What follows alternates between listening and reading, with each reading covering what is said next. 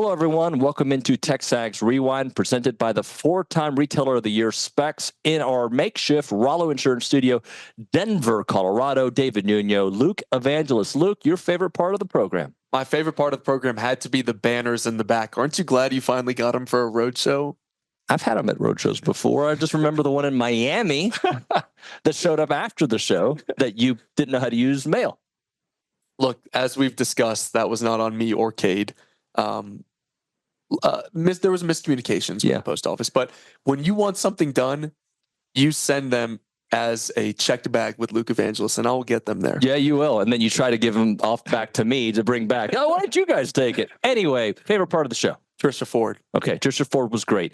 I'm going to go with Tom Schuberth. I don't think he made the rewind. Nick, who else is on the rewind? We have Kendall Rogers as well as Olin Buchanan. Olin Buchanan? They're letting anybody on the rewind these days. Please check it. Dexter Dennis level of transfer. Has he reached Anderson Garcia? Now, Anderson was here for a long time, right? But like Dexter was here for one season. And I feel like by this point, he had etched his name in a special place in our hearts. And I feel like Zurich has had his moments as well. But really to cement that 1 year at A&M kind of vibe, I think a lot will be determined tomorrow, hopefully Saturday and beyond. Yeah, I think Dexter was more consistent than Zurich has been.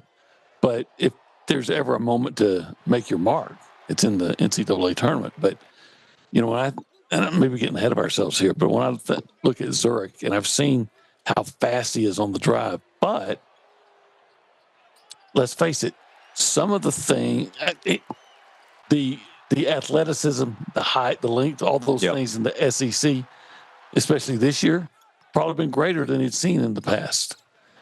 And guys are able to keep up with him a little more or react to him a little bit better. He's so fast on the drive.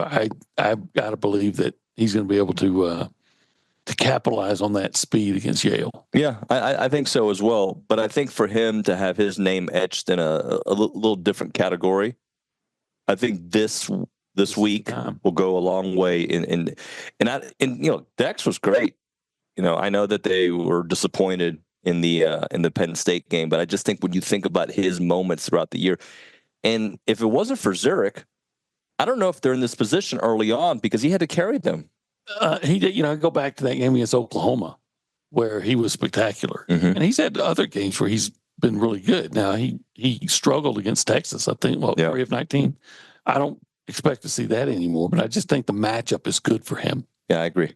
I agree, too. I agree. What about C.J. Wilcher? Because I think his story is interesting, OB, when we talk about transfers, in the fact that I had a lot of expectations for him. Then he wasn't really in the lineup. And now we're seeing him a little bit more as a weapon, and he's been a very effective weapon. He has, and there are times when, you know, you scratch your head and you see somebody take a ton of shots and miss them, and then you see CJ take just 2 or 3. Right. And you know, if he takes 3 shots, you know, 2 of them are probably going to be made 3-pointers. Yeah. And I thought this weekend was exciting for multiple reasons because we saw a little bit of everything.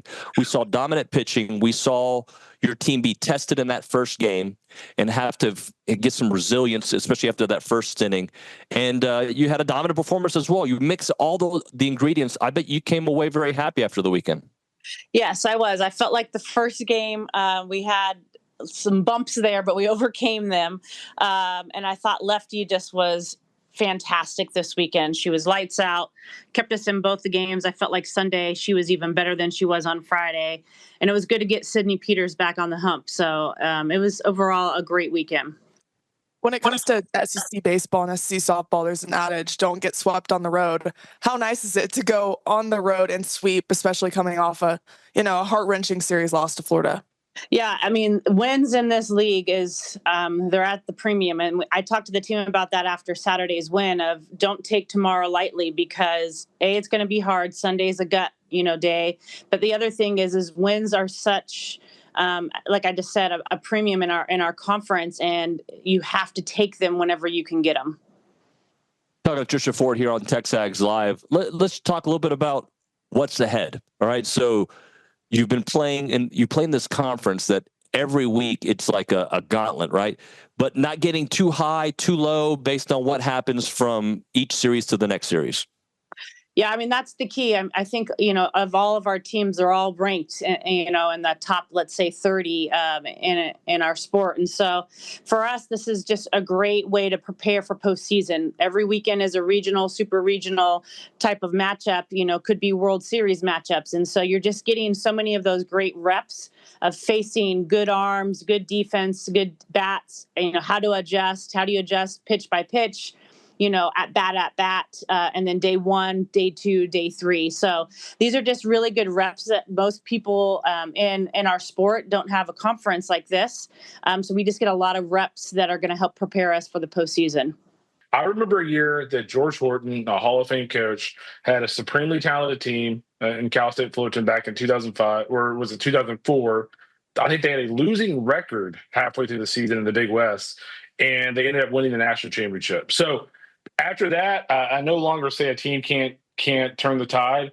But I think the biggest thing is that, college baseball, coaches, a lot of coaches and a lot of fans are just really surprised that this team really didn't come out breathing fire. I told somebody this the other day, but I would have thought after everything that happened that this team would come out going, you know what, that was an egg on our face, what our previous coach, we think, did to us. And we're going to do everything we possibly can this next season to kind of quote unquote make him eat his words a little bit. And this does not look like a team that is motivated to prove anybody wrong.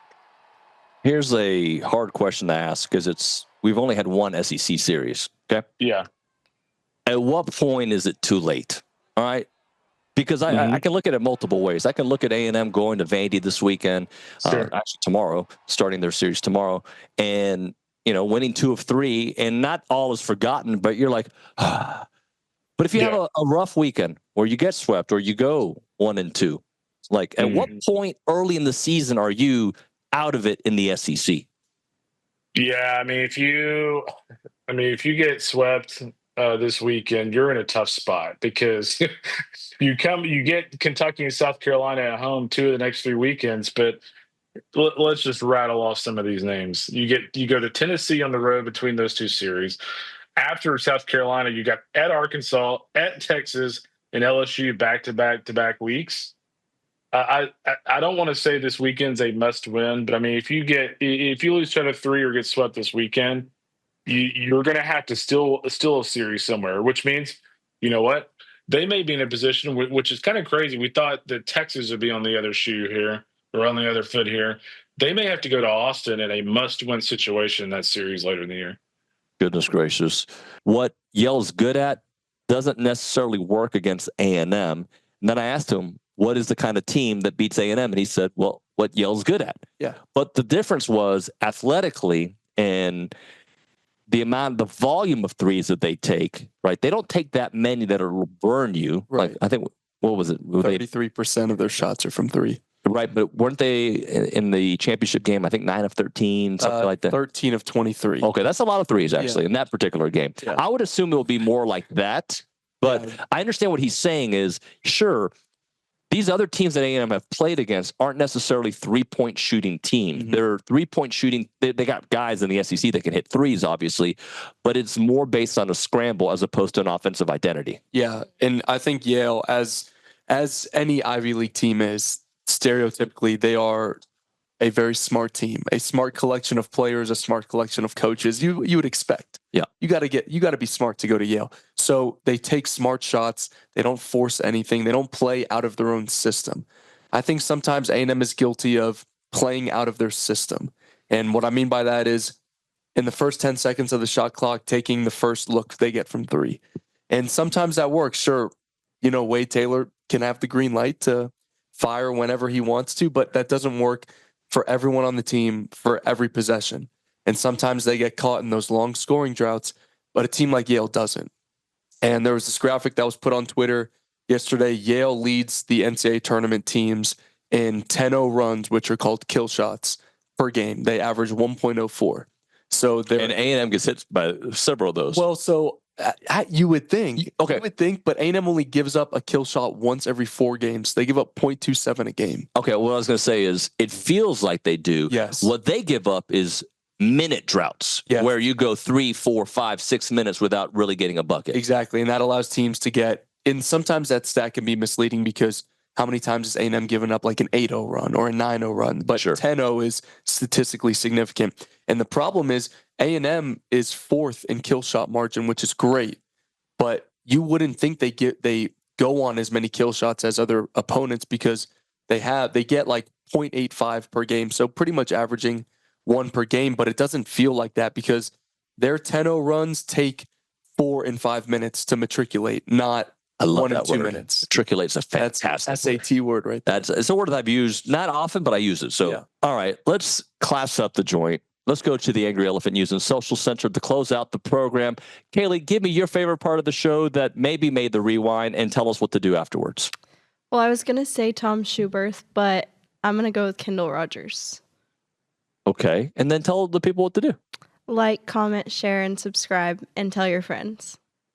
Thank you so much. We will see you tomorrow. Keep it on TexAgs.com, by the way. We'll have a lot of content from practice, interviews, buzz on the podium, practice footage, you name it. We'll see you next time.